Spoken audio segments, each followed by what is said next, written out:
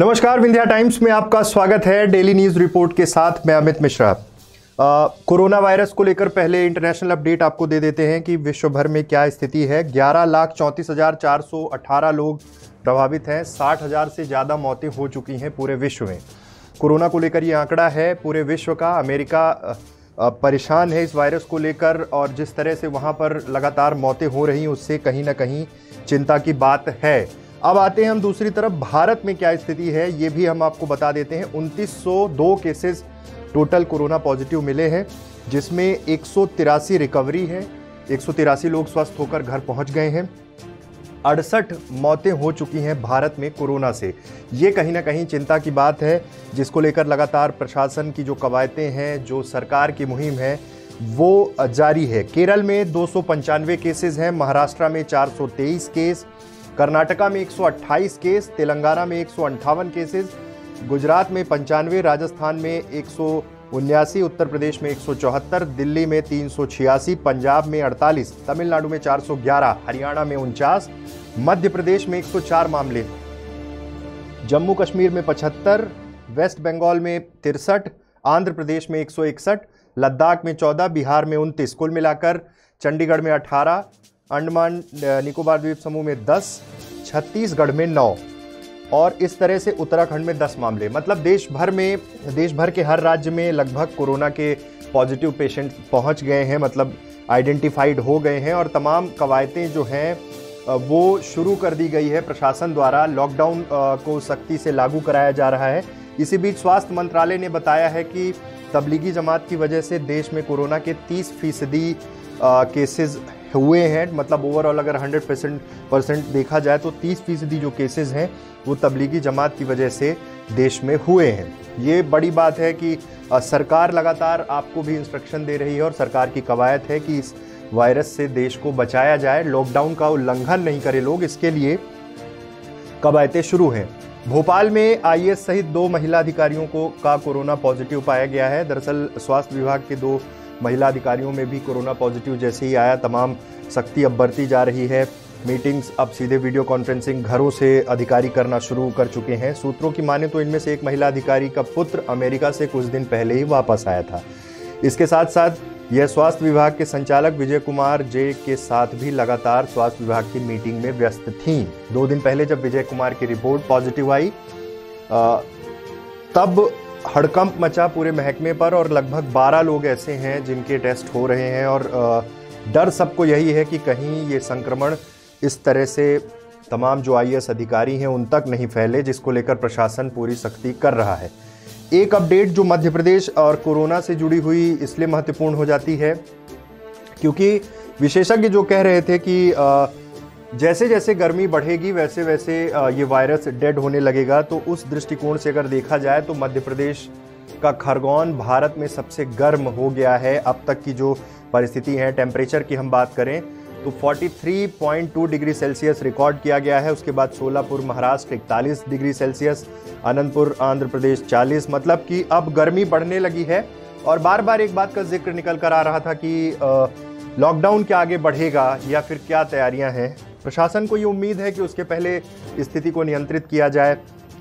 कुछ क्षेत्रों में रिलैक्सेशन देकर कृषि के विशेष रूप से जो क्षेत्र हैं उन पर कुछ आगे नरमी बरती जाए इस लॉकडाउन को लेकर। लेकिन उम्मीद ये है कि इस दौरान सरकार की ये कवायद है कि तमाम वो मशीनरी तैयार की जाए, अस्पतालों में आइसोलेशन वार्ड बनाए जाए, मतलब बड़े स्तर पर स्वास्थ्य विभाग की तैयारी की जाए।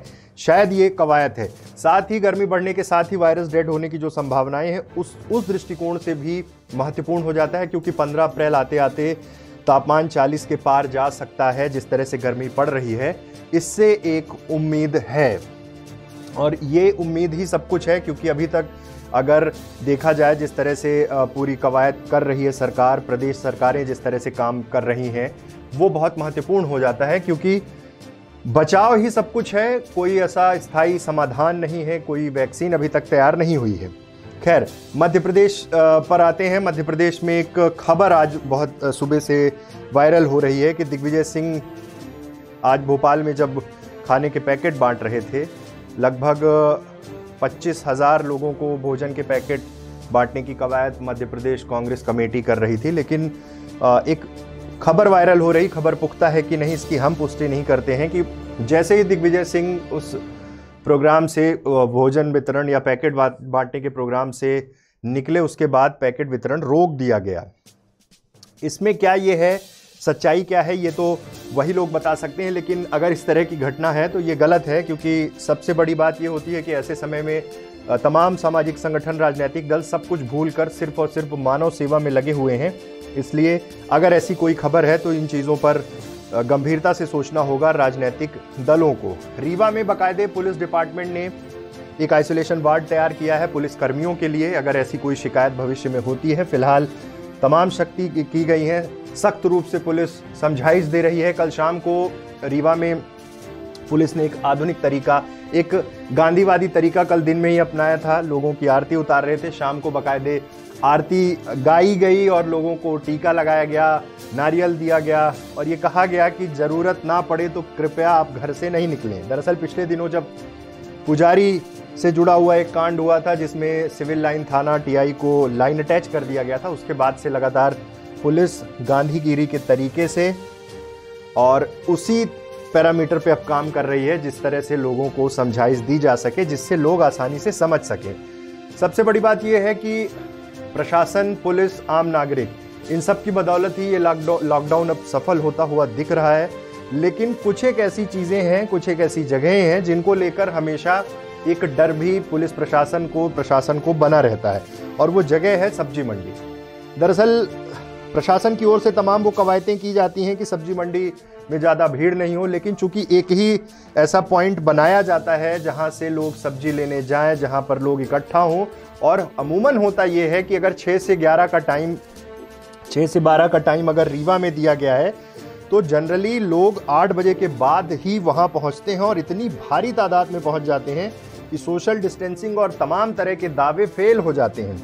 लोगों को ये खुद समझना होगा, जितनी ज़रूरत की चीज़ें हों, जितना हो सके कम से कम निकलें।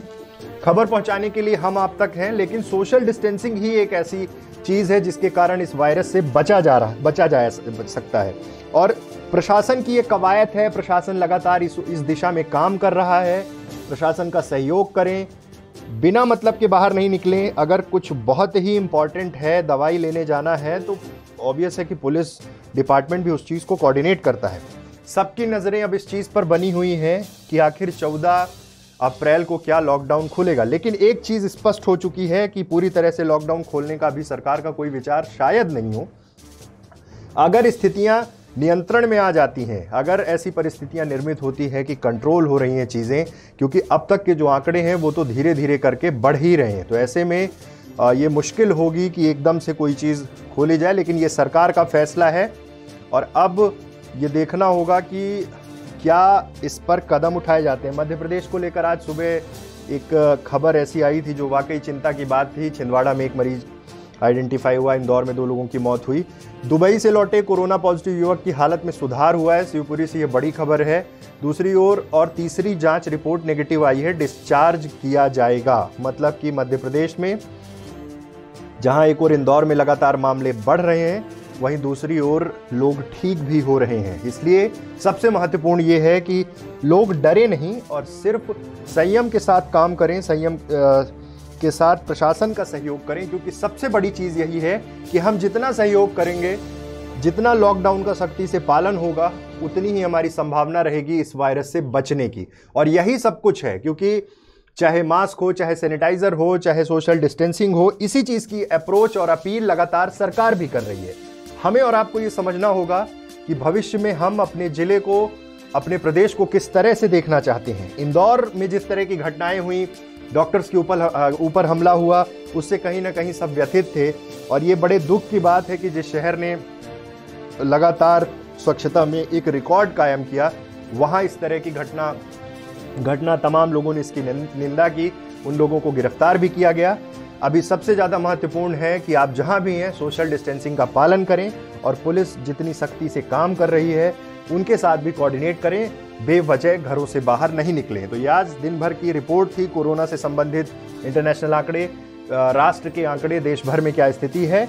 उम्मीद करते हैं कि आप स्वस्थ होंगे और साथ ही सोशल डिस्टेंसिंग का, पुलिस प्रशासन के बताए गए जो नियम हैं, जो चीज़ें हैं उनका पालन करेंगे। कल फिर मिलते हैं दिन भर की खबरों के साथ। बहुत बहुत धन्यवाद।